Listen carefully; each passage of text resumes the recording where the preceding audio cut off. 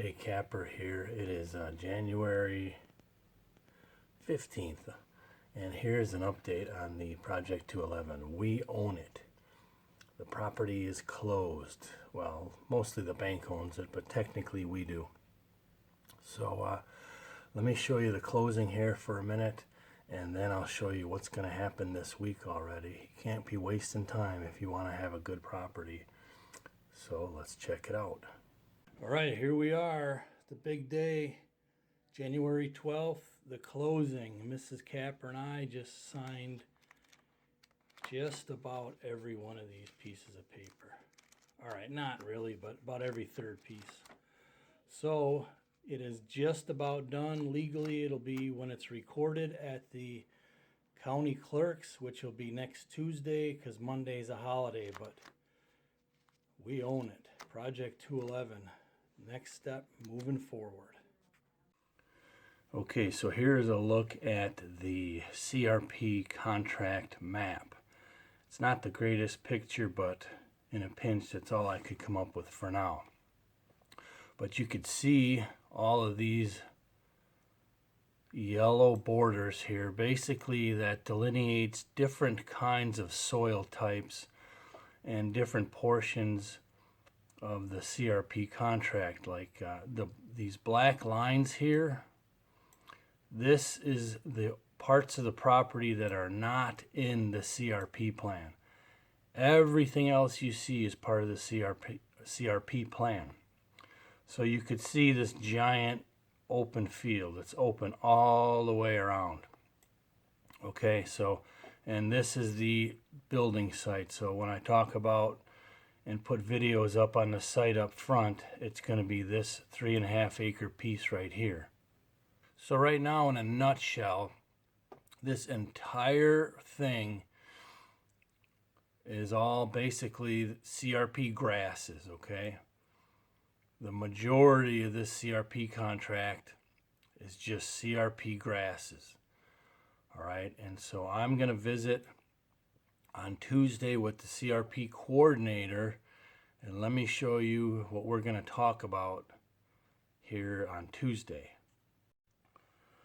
Okay, so this is going to be my proposal. Let's start with these sections right here, this kind of light purple stuff here. This is, as you could see up here, my proposal for tree planting areas. Now, CRP does have a program that I can transfer this grass CRP into tree plantings, and I would still get paid the CRP contract, okay? But these areas in purple would all be tree plantings of different kinds, you know, pines and oaks mostly. I got to find out the details. I know they have cost share available, but now this map is deceiving here because it wasn't all cleaned up. This is when the contract was not in compliance. Basically, the wood line right now is about like this over here. Okay, so all this here is all woods right now. So you could see I'm adding, you want to make continuous blocks of woods if you possibly can with your property. Whether you're getting CRP or not, you could just let this grow wild, or you could plant your own trees. But I'm looking at making continuous blocks of woods, okay, for bedding cover and travel routes. Obviously within my property and around my property. All right, this one is up by the road for basic reasons, to block out the road.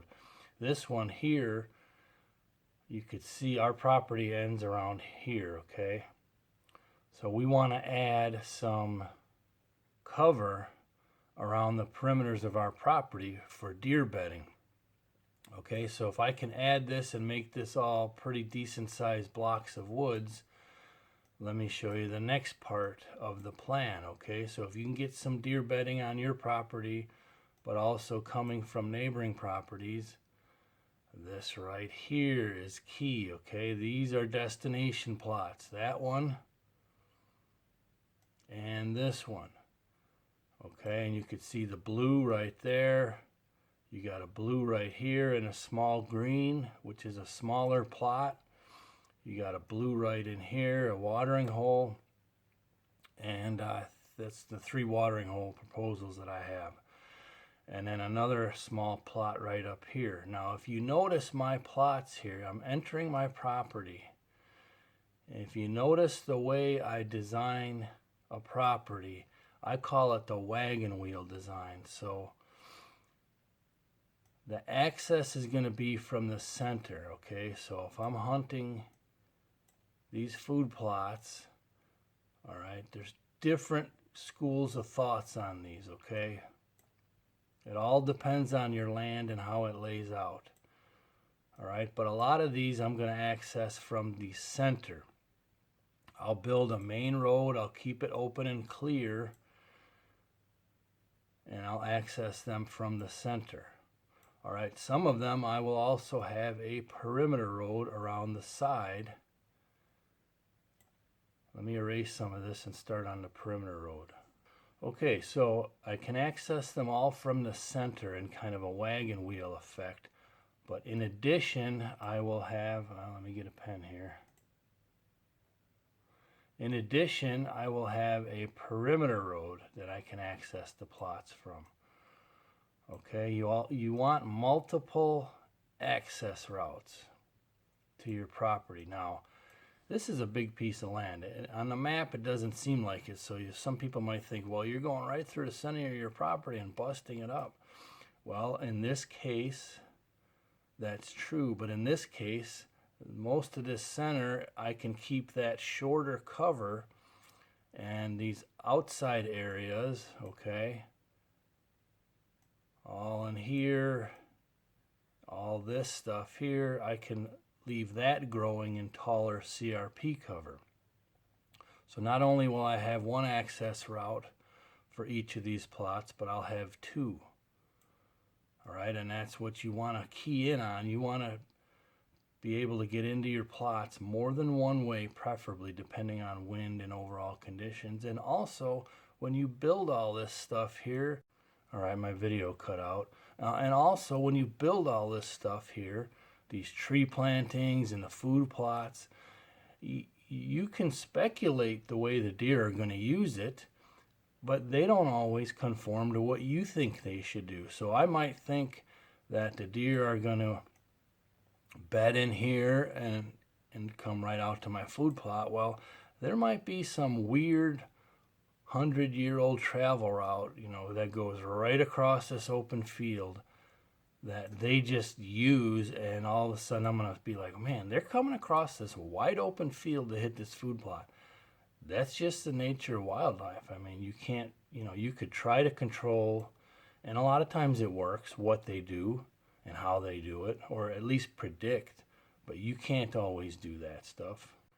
Okay, so back to my original plan here. This is an important part right here. This 6 acres of food plot, okay? This particular CRP contract really does not allow me to plant food plots that don't conform with this CRP. So in other words, soybeans, corn, straight brassicas, it does not allow for that. Okay, so I am actually going to take this 6 acres and I'm going to take it out of the CRP plan. All right, so that means I am going to lose cash. All right, I'm going to lose basically $1,000 a year by taking out 6 acres of CRP. All right. And some people might say, well, that's crazy, that's insane, you know, you're losing good money on a piece of land. Isn't that why you bought it? Well, yes, partially. The CRP contract was probably the main reason we bought it. But think of it this way. If I put 6 acres of food plot in here, 2 destination plots, this will be a deer mecca, okay?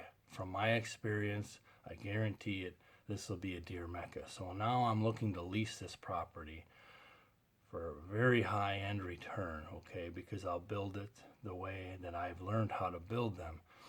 So now this 1,000 that I'm gonna lose, all right, it will probably bring in a minimum of 6,000 up to 10,000, maybe even more, depending on how I choose to do the deer hunting on this. Okay, right now I'm advertising. Well, I might as well show you that while I'm here. Okay, here's the ad that I'm running. It's a brand new Facebook page that Curtis just opened called Southern Illinois Hunting Land and Leases. I'll put a link in the description down below so you could check it out, or you could pause this, but this is what I'm advertising for my lease, and I've already had 6 or 8 inquiries on it. I don't think it'll be that hard to get this lease package. So let's go back to the map. Advertising basically a very high-end property for 4 guys for $2,500 each. And my philosophy there is, down here in Southern Illinois, an outfitter is going to charge you $2,700 just for opening weekend of gun hunting. So think about that. That doesn't include tips and miscellaneous fees and stuff like that. You're going to pay $2,000 to $3,000 for one weekend of decent hunting. All right, and I guarantee you, I know this because I've been to outfitters, I guarantee you that my setup will be probably better than anything guys are going to get at an outfitter. Okay, so by losing 1,000, and it's granted it's going to be a financial investment for me to do this, but people, this is what I enjoy doing. Let's not forget about that. Life is short, okay? And I enjoy, building food plots. I enjoy doing land management, okay? That is all part of life. So this whole plan, if you will, on purchasing this property is multi-pronged, okay? There's multiple different income routes, all right? And it also lets me play in the woods. It also lets me be involved in hunting. If I get a good group of guys in there, it'll bring us income, but it'll also hopefully garnish a relationship to where, someone is going to shoot a giant buck perhaps. And even better if we can get that on film, all right, that would be awesome. So it's a multi-tier investment property. That's the way I look at it. So this is what's happening now. So stay tuned, and I'll keep bringing you updates.